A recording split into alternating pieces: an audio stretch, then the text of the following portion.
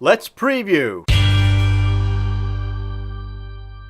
Liverpool will be taking a trip to the London Stadium to face West Ham on Sunday, 2:15, in a game I don't think I'm looking forward to many of these games. We've got 2 games left. I'm not looking forward to either of them. Next one's against Middlesbrough at home, the last game of the season. But after the Southampton game especially, I don't understand it. You know that Southampton and stuff like that are gonna sit back defensively and take what they can, and I imagine that the same thing will happen here with West Ham. They're probably going to try and sit back, soak up pressure.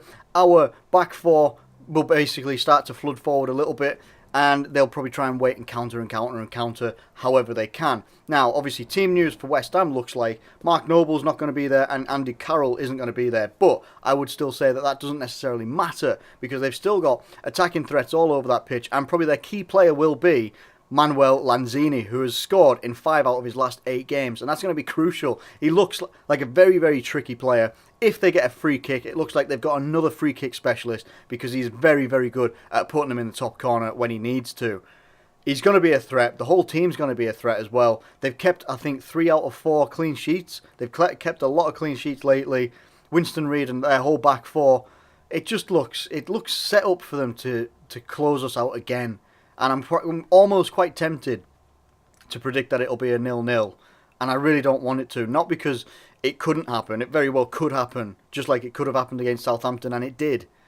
But it just looks like that's how it's going to go. You've got Arsenal coming back into form. Somehow, out of nowhere, they're starting to pick up points all over the place. They play Stoke tonight. I'm recording this on Saturday, and I haven't actually watched that game yet. And I wish I had a bit more time to actually watch that game and then record this, but I don't, so I'm going to have to hope that they don't win against Stoke and that we get a little bit of breathing space because we need the breathing space right now. Man City have beaten, I can't remember who they beat, Leicester. They beat Leicester 2-1. It should have been 2-2 if Mahrez's penalty would have counted, apart from some stupid... I didn't know the penalty rule about, if he slips and it's been hit 2 times. To be fair, in real time, I don't know how they saw that was hit 2 times, but hey, who am I to judge? Cheers, Leicester. So currently Man City sit above us and we are 4th, but I'll take 4th right now if you were to give it to us. I really, really would. Our team news, sorry, I digressed loads then, but our team news looks like Lucas might be out and Firmino's going to have a late fitness test. Sturridge and Lallana are apparently ready to start, and that is excellent news because I want Sturridge to start. Sturridge has looked very, very electric and hungry. In the last couple of games he came on as a sub. He was unfortunate not to be able to change the game completely against Southampton. He had good opportunities, but the rest of the team weren't at it. And that has to change. There seems to be a thing right now where if we're not getting goals within the first 20 minutes or something like that, the heads seem to drop a little bit and a little bit of panic and frustration comes in. Playing away from home might help that a little bit because the atmosphere at Anfield the other day didn't seem to help that much.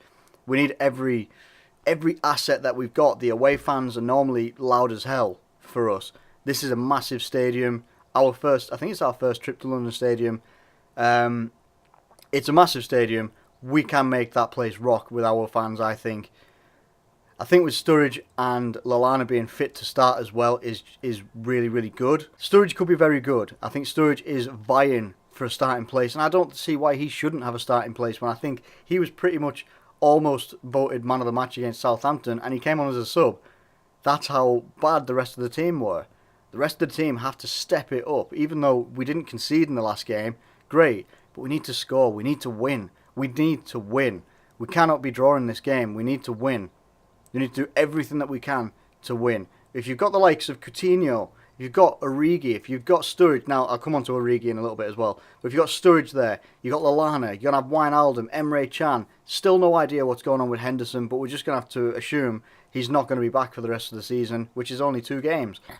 And then you've got your back 4, which I imagine will be the same as always, Milner, Lovren, Matip and Klein. Most likely again Mignolet. Karius will not be getting a look in, I don't think, unless Mignolet gets injured, which is unfortunate for the lad. He's had a very trying season. He basically made a couple of blunders and has not been seen since.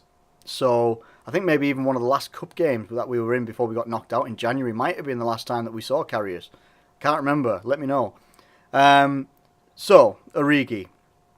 Young lad comes out in the middle of the week and he says he wants to focus on becoming a world-class striker.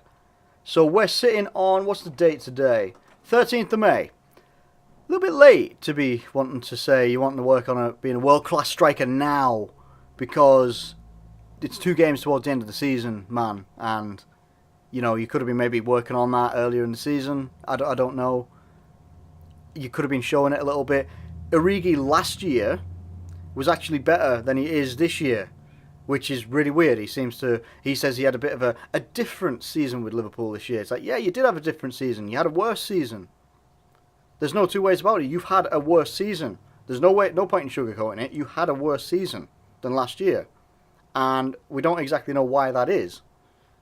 Yeah, Firmino's been playing a lot up top, but Firmino was playing pretty well, and he presses a lot more than Origi does. He offers a lot more than Origi does. And as bad as Firmino can sometimes be, as any forward player can be, sometimes they get isolated out of games, he always tries. He always puts a shift in, he always chases, things like that. Origi doesn't. He doesn't necessarily chase down. He'll chase down like one ball, and then he'll like flap his arms about and stuff when he hasn't got it, and then trundle back to his position and stuff like that. And it's like, well, yeah, if you want to be world class, you've got to be at it. You've got to be chasing it. Which is why right now I would actually prefer Daniel Sturridge. Sturridge doesn't chase people as much as I would like him to, and probably as much as he can't anymore these days, because of he will be lacking in fitness a little bit, but he'll also be lacking in pace. He doesn't necessarily have that pace to chase people down unless he whips something out ridiculous against West Ham. He doesn't necessarily have that pace anymore. So he's still got the skill though. You can see it. He's light on his feet. It doesn't look sluggish, which is Origi does. Origi right now looks like he's in very, very bad form and finding it very difficult to play himself into form. Now, some people can do that and some players can't. I would say that Origi at the moment can't. He's still a young lad. I think he's only 20, maybe 21 max. Sturridge right now is the person that I would be putting up front. At the moment, there's a debate about whether we go 4-3-3 or a 4-4-2 diamond or something like that. Now, if you go with a diamond, in my opinion, then yeah, you kind of do have to go with Sturridge and Firmino, in my opinion. Well, now, why don't I include Origi in that as a striker, as an out-and-out striker? Because right now, Firmino, apart from Sturridge, is the closest thing we have to a striker that is actually playing okay and has the potential to play from okay to good to well. And that is very important in this game, because we need to make sure that we have people pressing that back line as much as possible. We can't have someone up there lackadaisical and waiting for the ball to come to him so that he can possibly hold it up against defenders that are huge. Friggin' James Collins, Winston Reid, massive defenders. I can't remember the third one that they sometimes have as well, because they've been playing with a back three lately.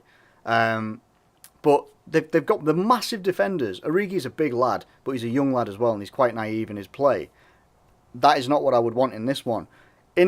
The other option would be, if you go with the 4-4-2 diamond, is if you do go with Origi and Sturridge, you have Origi as the hold-up player, and then you have Sturridge there playing in and off him. But then, if you're going to do that sort of tactic, why didn't we keep Christian Benteke? Why didn't we do that? And then we would have had that option against these sorts of teams. And I do think it was a big mistake. And when I do the end of the season result, the end of the season review, I should say, I will be coming on to Christian Benteke. Anyway, in my opinion, you still go with the 4-3-3, but you put Coutinho on the left, Firmino on the right, and you have Sturridge down the middle. I do not want to see Sturridge at all playing on any wing. At all. No way. Because he doesn't have the pace to do it anymore, and I want him playing forward. If you're going to play Sturridge, play him in his strongest area right now. You play him there. He's still got a very good shot on him. He's still got very good skills in and around the box, using his feet. He's got very good a pass on him as well. He seems to be much more aware of players that are around him these days than he used to be when he first came to us, and he used to be a little bit selfish here and there, but you know that he's got that quality in him. And I've not slagged Sturridge off, I've slated him quite a bit this season, but we need him badly. We really, really do need him so badly. Aside from that though, we just need the whole team to step up as a whole. We really, really do. They need to actually show that they want to stay in the top 4, that they have the fight and drive to solidify themselves in the top 4. And they said top 4. That's what they need to do. They cannot crumble under the pressure of having to do it. In 2 games left to do it. And they could have sealed this up a long time ago. If January hadn't happened, we probably would have, had it sealed. already. But this is where we're at now. The team have done it to themselves, no doubt, and Jurgen Klopp to a point as well. You know, a little bit, you look back at the summer transfer window now thinking maybe you could have actually brought in a couple of reinforcements that really could have helped us. Kept hold of a couple of players as well. I make no bones about the fact that I still think we should have kept hold of Christian Benteke, because he just offers you something different. Whether you use him all the time or not, I don't know. But can anybody seriously tell me that in some of the games that we've struggled in, like when we were struggling against like the likes of Leicester when they just sacked their manager, Ranieri, are you saying that Christian Benteke wouldn't have offered us something different to maybe get more out of that game? I think he would have. You look at how he's played for Palace this year. He's been excellent at holding up the ball, distributing it to other people. Wilfried Zaha is benefiting so much from his game. Are you telling me that in the formation that we've been playing, with one centre forward up top, we've been using Firmino, fine when it's worked, but are you saying that that wouldn't have worked and he wouldn't have been able to flick it on to the likes of Philippe Coutinho, to the likes of Sadio Mane? Like, I'm just saying, he offers you so much more than I think we used him last year. We used him very, very, in my opinion, we used him pretty badly last year. We didn't use him to his fullest potential. You see that potential, not just in the game that they beat us, Crystal Palace, not just in the game that they beat us, but in other games as well. He's been absolutely crucial to Crystal Palace possibly staying up, but they could still even get relegated as well. I don't know. I just think it was a missed opportunity. It was maybe too short-sighted as well to actually get rid of him that soon. But hey, he's gone. And this is where we're at now. We've got 2 games left. One tomorrow, another one against Middlesbrough when we're at home. Last game of the season, at home as well. And we've got it all to do. Why do we do this? Why do we make it so difficult for ourselves? I don't understand it. I really, really don't. I don't understand why we have it against these so-called lesser teams. And I'm not saying that they're lesser teams to belittle anybody or anything like that. I'm literally just looking at like the league table performance. West Ham are going to be buzzing. That West Ham are going to be absolutely well and truly up for this game. Make no mistake. Not that they wouldn't have been before, but when they beat Tottenham, that's massive. That's huge. I would never have seen West Ham beating Tottenham. Not with like how Tottenham can play. No way. No way. But they not only beat them, they shut them out. And that's scary.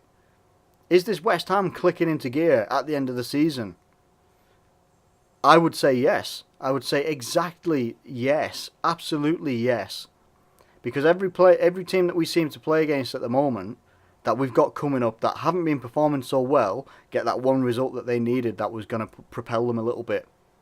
West Ham went and beat Tottenham. Massive result for those guys. Massive result. Crushing for Tottenham fans, no doubt. Who, at that point, were still in the hunt for trying to chase Chelsea for the title, which that's over now. Chelsea have won. So what, they're probably going to be reinvigorated by this massively. They're going to be well up for it. And I can only say that we're going to have to do our damn best to get something from this game. As always, I don't care how we win it. If we score a good few goals, fine. If we nick a goal, I don't care. We have to win. We have to go out and win. And I really hope that we do. I really, really hope that we do. I'm going to go for a 2-1 victory for Liverpool. I can see it. I could see it being a draw, though. I really, really could. And that's the realist in me. It's the realist in me, in that I am starting to fear for the worst now. That we're going to get leapfrogged by Arsenal or something like that. And we're going to end up finishing 5th or something. And I am starting to think that could be a reality. And if that becomes a reality, oh my god, my season review video will probably be a bit vicious. Because there's so many things to look at. But that's not the time for it now. What we've got to do is see what we can do against West Ham. Preferred starting lineup, well, you know what my starting lineup will probably be. I went through it before, but I think that we should go with the 4-4-2 diamond. I think that we need to change it up big style. The 4-3-3 works a little bit, but without any, absolute pace down those wings, either of them. And to be fair, we've only ever had it with Mane this season. 4-4-2 diamond, definitely for me. Definitely. I think it needs to be a little bit of a change. And a bit more support for the striker as well, having someone else partnering them as well. Midfield will be, hopefully, if we can flood the midfield a little bit, have 4 midfielders in there. Coutinho maybe in his number 10 position that he's always preferred and has barely played in. Yeah, that's what I would go for. Let me know what you think in the comments below. I am very, very nervous for this game. I almost don't want to watch it. That's what I'm like at the moment. I am nervous about this one. Really, really nervous about it. And yeah, I wish we could actually just take top 4 now. End our season now and just have top 4. I would take that. Top 3 looks very unlikely now. Man City don't seem to be able to be stopped. Referees will give them pretty much everything that they ever desire. So, what can I say? It's one of those, isn't it? But let me know what you think in the comments below ahead of our game against West Ham. Can we do it? Let me know what your thoughts are. If you've enjoyed this video, please drop a like on the video. Subscribe if you're new around here. Thank you ever so much for watching, as always, and I'll catch you later.